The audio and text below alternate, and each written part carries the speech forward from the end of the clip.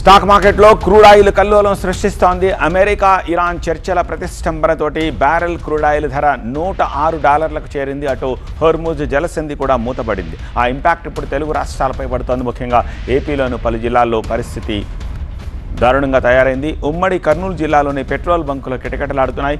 Petrol, diesel కోసం కిలోమీటర్ల పొడవునా క్యూ లైన్లు కనిపిస్తున్నాయి. తెల్లవారుజాము నుంచే వాహనదారులు పడిగాపులు కాస్తున్నారు. మరోవైపు ఆయిల్ కొరతతో ఇప్పటికే పలు బంకులు బంద్ అయ్యాయి. ఇటు కోనసీమ జిల్లాలోనూ ఆయిల్ కొరత గట్టిగానే కనిపిస్తోంది.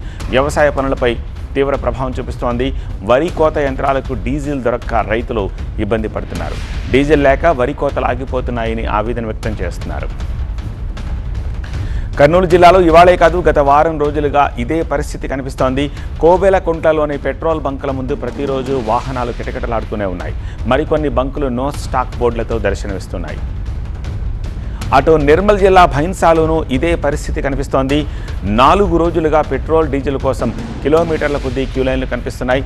తెల్లవారుజాము నుంచే బంకుల ముందు పడిగాపులు కాస్తున్నారు వాహనదారులు.